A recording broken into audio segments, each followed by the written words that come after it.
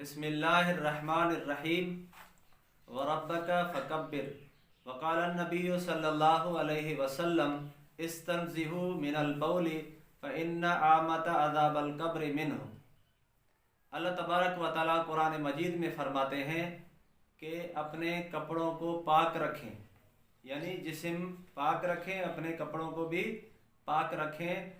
तो नमाज के शराइत से पहले मैं आपको चंद ऐसे शर्त बताऊं जिसके अलावा नमाज नहीं होती। सबसे पहले कपड़ों का पाक होना, यानी गंदगी और पेशाब से कपड़ों का पाक होना ज़रूरी है नमाज के लिए।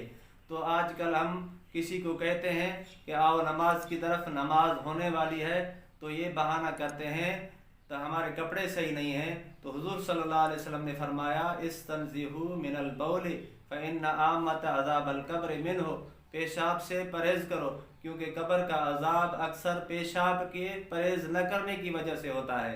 जो आदमी पेशाब से परहेज़ नहीं करता उसको कब्र में अज़ाब दिया जाता है। तो मुसलमान के लिए पाक होना ज़रूरी है, हर वक्त मुसलमान पाक रहे। तो नमाज के लिए बदन का पाक होना, कपड़ों का पाक होना और जगह का पाक होना शर्त है। तो पाकी तहारत को कहते हैं, हमारी उर्दू में पाकी कहते हैं और अरबी में तहारत कहते हैं। उर्दू में नापाकी कहते हैं, अरबी में निजासत कहते हैं। तो निजासत दो किस्म होती है, एक निजासत हकीकी, एक निजासत हुक्मी। निजासत हकीकी उसे कहते हैं जो नज़र आए, जो महसूस हो, जिसका इदराक हो जाए, उसे निजासत हकीकी कहते हैं। जैसे पेशाब है, पायखाना है, महसूस भी होता है, नज़र भी होता है। और निजासत हुक्मी कहते हैं जो नज़र ना आए, जैसे बेवुज़ू का होना, गुस्ल का होना, ये निजासत हुक्मी है। शरीयत ने इसकी पाकी का हुक्म किया है कि का वुज़ू टूट जाता है तो शरीयत उसे कहती है कि आपकी नमाज नहीं होगी जब तक कि आप वुज़ू न करोगे। शरीयत कहती है कि आपकी नमाज नहीं होगी जब तक आप गुस्ल न करोगे।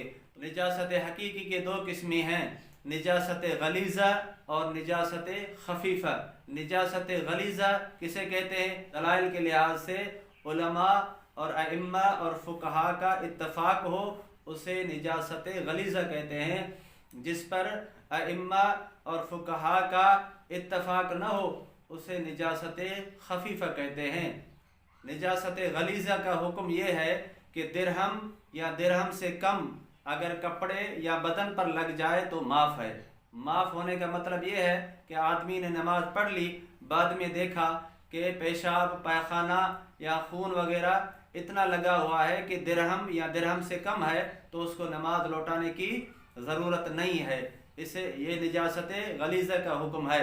निजासत खफीफ़ा कहते हैं जो जिस्म पर लगे या कपड़े पर लगे, लेकिन जिस्म या कपड़े पर चौथाई हिस्से से कम हो तो माफ़ है।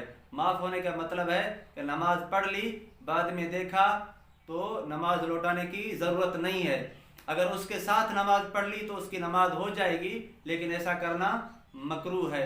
निजासत गलीज़ा कौन सी चीज़ें हैं? खून निजासत गलीज़ा है, पेशाब, पायखाना, शराब, खिंजीर, खिंजीर का जूठा, खिंजीर के बाल, खिंजीर के हड्डियाँ, सारा खिंजीर निजासत गलीज़ा में शामिल है। और तमाम जानवरों का पायखाना, हराम जानवरों का पेशाब, मुर्गी, बतख की बीठ और दूध पीते बच्चे का पेशाब, ये निजासत गलीज़ा में है। निजासत खफीफ़ा हलाल जानवरों का पेशाब, हराम परिंदों की बीठ, ये निजासत खफीफ़ा है। यानी अगर ये जिस्म पर लग जाएं, जिस्म के किसी हिस्से पर लग जाएं, यानी हाथ पर लग जाएं, तो हाथ के चौथे हिस्से से कम है या चौथे हिस्से के बराबर है, तो उसके साथ अगर नमाज पढ़ी तो उसकी नमाज हो जाएगी, ये माफ़ है।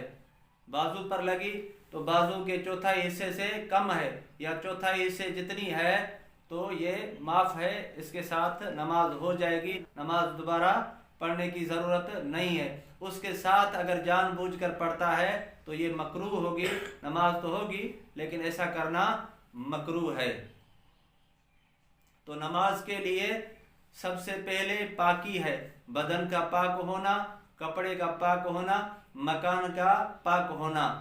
تو پاک ہونے کے لیے جو میں نے آپ کو سمجھایا، اس نجاست سے پاک ہو۔ اللہ تبارک و تعالیٰ سے دعا ہے کہ اللہ تبارک و تعالیٰ ہم سب کو دینی مسائل سیکھنے کی توفیق عطا فرمائے۔ وما علینا الا البلاغ۔